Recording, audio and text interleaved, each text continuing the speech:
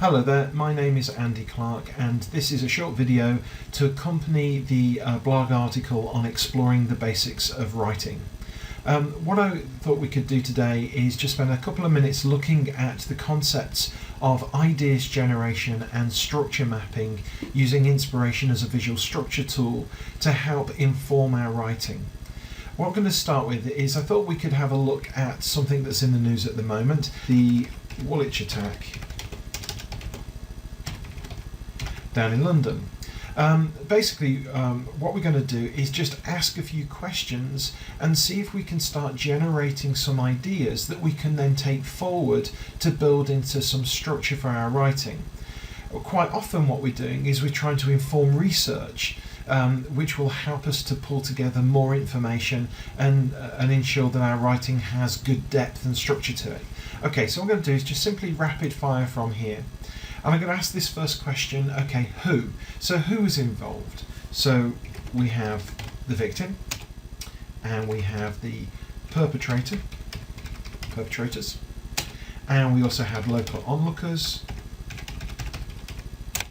and we also have the security forces. Okay. So once we've got a few who's together, we can start thinking about, what? So what is this about? Well, it was an attack and it was also a murder. And then we can think a little bit about when. So when did this occur? Well, it was in the middle of the day. Notice I'm not going too deep into any of these. I'm just pulling out the first few thoughts that I have about each of these questions, and you'll see why in a few seconds. And then we start thinking about questions like where? Well, we know that there was a barracks and it was in London and it was just a normal street. It's one thing that always comes back from the reports. Okay, and we could go in and say Woolwich, but we've already said Woolwich. And then we could say, well, why? So what was this about? Well, we know that one of the perpetrators said that this was about revenge, and it was also politically motivated. Okay. So what we've done there is we've just basically pulled together a few points from asking questions such as who, what, when, where, why. We could also ask questions like how and build up a bigger picture from there. What I want to do is just simply move some of these things around and start to think about how this information could be used to help generate ideas and stimulate our thought processes and move that forward into our writing. So the first things we can do is just take any of these from the outside and start to think about how they might relate to other elements. So for instance, we could pick up local onlookers and we can think about, okay, middle of the day. Well, okay, what was going on? Where were people going? What were they doing on a normal day around this time?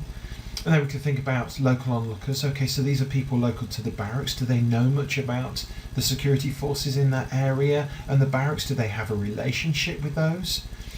Local onlookers in London. Well, we know that there's a mixed populace in London. It's a very multicultural society. So maybe the actual demographic of the people that are around, maybe that may have an impact onto how they saw things and what was happening.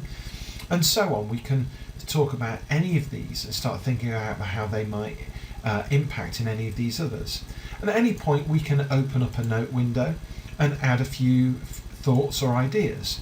So say if we were thinking about local onlookers and say the victim, well, we could ask the question, did any of the onlookers know the victim?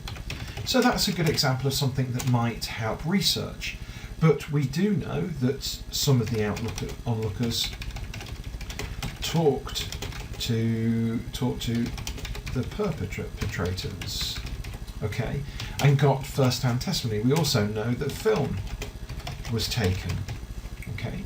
So we've got a mixture here of things that we'd like to know more about and also some things that we know, and these will help build our ideas. And then as we go along, we can start thinking about, okay, London and security forces. Are they different in London, say, to anywhere else? Is there anything special about it? How long did it take for them to arrive? What did they do once they arrived? Is this different to London? And then we can think about London and revenge. Is there a lot of revenge attacks in London? Is it different to elsewhere across the country or around the world? And so on. And we can pick any of these and compare it and contrast it to any of the others. We can even take multiples. So we can think about, okay, the actual attack. So let's take attack and victim and perpetrators. Any of these three things together, or any of these three things together. So what we can do is we can take more than one of these symbols and think about how they might form together to bring up another thought or another idea. And again, we can add notes to those and so on. So the objective is that as we continue, in the background, our outline starts to demonstrate some of our ideas, and we have got a basic structural form there. So our ideas are collated together in chunks so that they might be useful to make up, say, paragraphs or sections of our writing. One of the great things about doing it this way is that I can very quickly and easily look at my breakdown of ideas and start to quantify them. So how many ideas have I got? Have I got enough to start informing additional research, or have I got enough to say to move into a writing stage to actually put together a portion or all of my writing, my first draft? So the objective here is to use our diagram view to help inform us of our ideas, build them together, and then use those and move them across into our writing.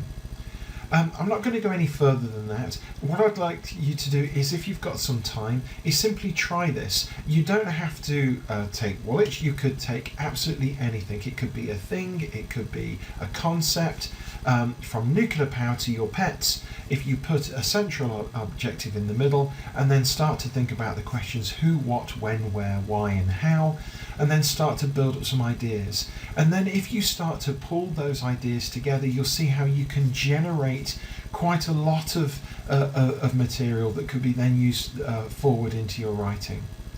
Okay, thank you for taking the time to have a look at this video, and I'm sure that there will be more videos to come with additional articles, so thank you for that.